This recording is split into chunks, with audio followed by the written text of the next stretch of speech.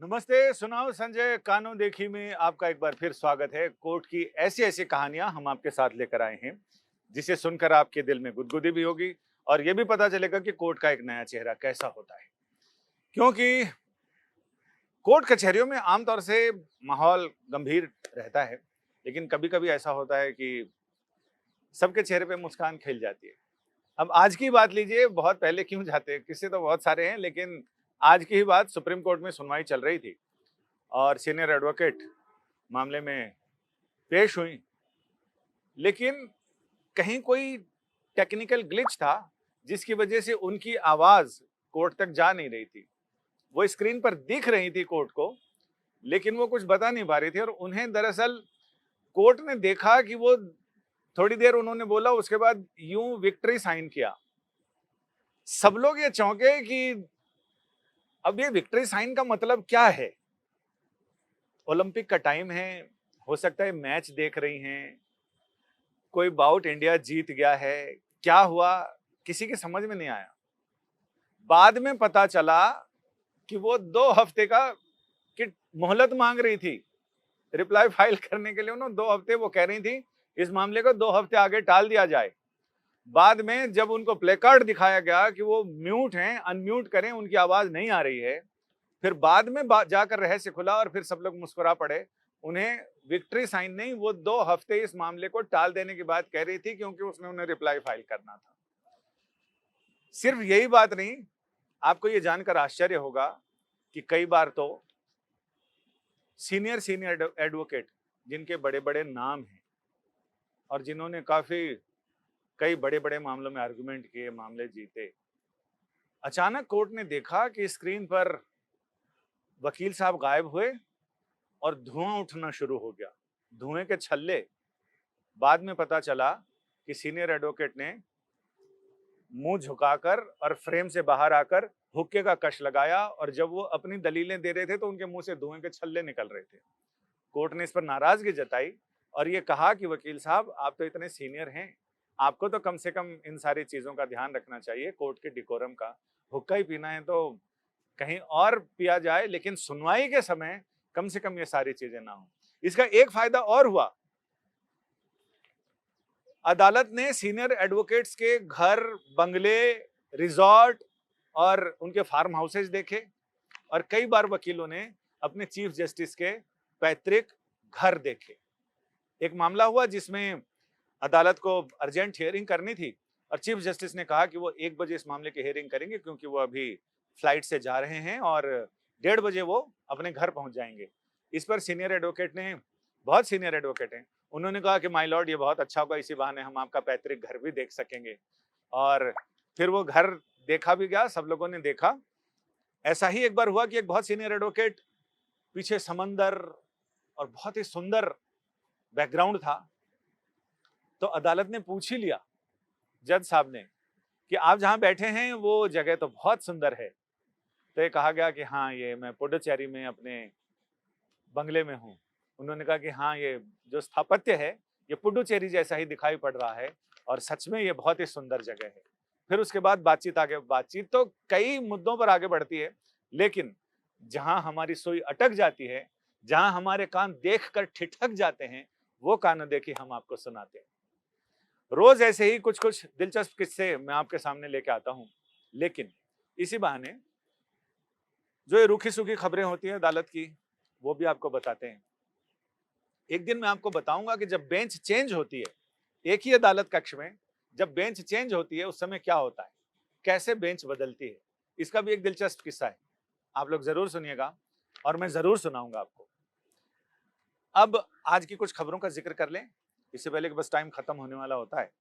तो दिल्ली पुलिस के कमिश्नर बनाए गए राकेश अस्थाना, उस पर कहें तो कई लोगों के पेट में दर्द हुआ और उन्होंने कहा कि भाई, अस्थाना को बनाना, नियम कायदों की धज्जी उड़ाना है।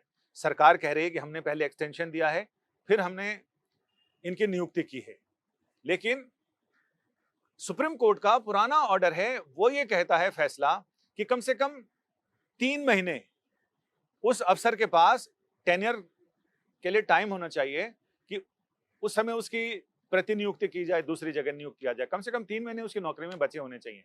सरकार का कहना है कि उन्होंने पहले साल भर का एक्सटेंशन दिया, तब राकेश अस्थाना को कमिश्नर बनाया गया दिल्ली पुलिस का। लेकिन एक और नई याचिका सुप्रीम कोर्ट में दाखिल हो गई है, वो centre for public interest litigation CPIL उनकी तरफ से ये दाखिल हुई है याचिका, प्रशांत भूषण और उनके सहयोगियों ने दाखिल किया है। इसके अलावा फरीदाबाद में खोरी, आपसे पहले भी जिक्र किया था मैंने, जिसमें अरावली के पहाड़ियों पर जो जंगलात हैं उसमें कई लोगों ने, भाई लोगों ने प्लॉट काट दिए और सारा। एक किस्सा सुनाता हूँ, अदालत में ऐसे ही चर्चा चल रही थी जिसमें अदालत बैठने के पहले, तो उसमें यह हुआ कि भाई हुड्डा जमीन रिक्वायर, दो वकील आपस में बात कर रहे थे। उन्होंने हरियाणा के मुख्यमंत्री के बारे में कहा कि आज तो हमारे गांव में हुड्डा आएगा, तो दूसरे वकील ने कहा कि हुड्डा आके के प्लाट काटेगा, क्योंकि एक हुड्डा उनके CM का सरनेम भी था और एक Hooda Haryana urban development authority भी है। यानी हुड्डा कई बार ऐसे कंफ्यूजन भी होते हैं। और अदालत में कई बार ऐसा होता है कि सिंपल सी चीजें होती हैं जो आम लोग जानते हैं, लेकिन अदालत तो चूंकि कागजों पर और सबूतों पर चलती है, आंखों पर पट्टी, और सिर्फ वो आंखें पट्टी भले बंधे होती है लेकिन वो कागजों पे क्या लिखा वो तुरंत पढ़ लेती हैं। तो कई बार ऐसी चीजें भी अदालत पूछ लेती है कि इसका मतलब क्या हुआ। अब जैसे वो नरेश शर्मा का मामला आया जिसमें उनको पैरालंपिक में जाना है, तो अदालत ने छूटते ही कहा कि ओलंपिक तो अब खत्म होने वाले हैं, अब ये क्यों जाना चाहते हैं। उनको बताया गया ये इस ओलंपिक में नहीं उस ओलंपिक में जाएंगे। किस ओलंपिक में? तो बताएं जो दिव्यांगों के लिए ओलंपिक होता है पैरालंपिक, उसमें ये जाने वाले हैं। तो ये सारी चीजें बहुत अदालत के सामने आती हैं। अभी हम खबरों का जिक्र कर रहे थे, अदालत वहां के लोकल अथॉरिटी ने बोला कि कई शादियों के टेंट भी लगे हुए हैं वहां, उनको हटाने के लिए कम से कम 10 दिन का टाइम चाहिए। तो अदालत ने उसमें भी ओके कर दिया है। एक और जो ट्राइब्यूनल्स होते हैं, पंचायत होते हैं, उन ट्राइब्यूनल्स, कई ट्राइब्यूनल्स में सदस्यों की नियुक्ति होनी है जिसके बगैर वो पूरे नहीं है। अदालत ने पहले आदेश भी दिया था। आज अदालत ने केंद्र सरकार को फटकार लगाई और उनसे कहा कि कई बार हमें लगता है कि कार्यपालिका चाहती नहीं कि हमारे आदेशों का परिपालन किया जाए। आपने क्यों नहीं अभी तक, बहुत सारे ट्राइब्यूनल में सदस्यों की नियुक्ति होनी, आपने क्यों नहीं अभी तक किया भाई? क्या मतलब है? 10 दिन का टाइम दिया है कि जवाब देके बताइए कि आपने हमारे आदेशों की अनुपालना कितने कर ली है और कितनी करनी बाकी है। झारखंड में जो जज साहब की हत्या हुई थी, हत्या क्या और रहस्यमय ढंग से मौत का मामला है, उसे लेकर भी आज दो चीजें साफ हो गई कि इसमें दो मामले अलग अलग चलेंगे। एक तो झारखंड के जज की रहस्यमय परिस्थितियों में हुई मौत का मामला, और दूसरा अदालत ने जो स्वतः संज्ञान लिया है सुप्रीम कोर्ट ने, उसमें देश भर में सभी राज्यों में जो न्यायपालिका में जजों को धमकियां दी जाने के केस हैं, जजों की सुरक्षा को लेकर तमाम चीजें समीक्षा की जानी है, उन सारी चीजों पर अलग अलग मामले चलेंगे।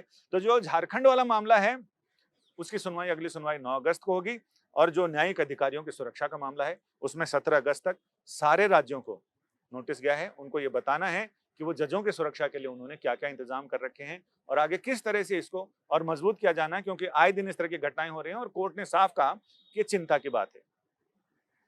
और अगर हम देखें तो झारखंड में जज की हत्या के मामले में झारखंड सरकार ने भी ये कहा कि उन्होंने 22 सदस्यों की SIT बनाई है और इसके अलावा CBI से भी जांच करने के लिए कहा है। तो कोर्ट ने भी थोड़ा अपने एक अंदाज में कहा कि तो यानी आपने इस पूरे मामले से अपने हाथ धो लिए हैं, you have washed your hand. तो अब राज्य सरकार के पास बताने को ज्यादा कुछ क्या होगा, क्योंकि जब उन्होंने SIT भी बना दी और साथ में CBI को भी ये मामला हैंडओवर कर दिया है जांच के लिए, तो ये दो तरह से मामला चलेगा। तो अदालतों में ऐसे काम जो कोर्ट कचहरी सुनवाई के और इस तरह के काम होते हैं ये तो होते ही हैं, लेकिन इसके अलावा जो छोटी छोटी झलकियां हैं वो झलकियां लेकर हम आपके पास जरूर आते हैं, क्योंकि हमारा कैमरा जा नहीं पाता, हमारी आंखें उस समय कैमरा होती हैं और आंखों से ज्यादा हमारे कान एक्टिव होते हैं, क्योंकि जिस समय अदालत बोलती होती है, ऑर्डर लिखाती होती है, तो हम सिर्फ इंद्रियों से हमारे काम चलते हैं, हम कान से सुनते हैं, और उंगलियां जब मोबाइल पर टाइप करती हैं तो वो आंखों से कुछ नहीं देखती, उन्हें सिर्फ कान में सुनाई पड़ते हैं और हम टाइप करते चले जाते हैं।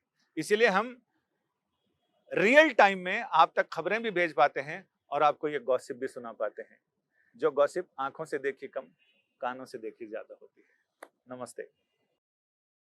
हमारे देश में कई ऐसे जरूरतमंद लोग हैं जिनकी मदद की गुहार आपके कानों तक नहीं पहुंच पाती।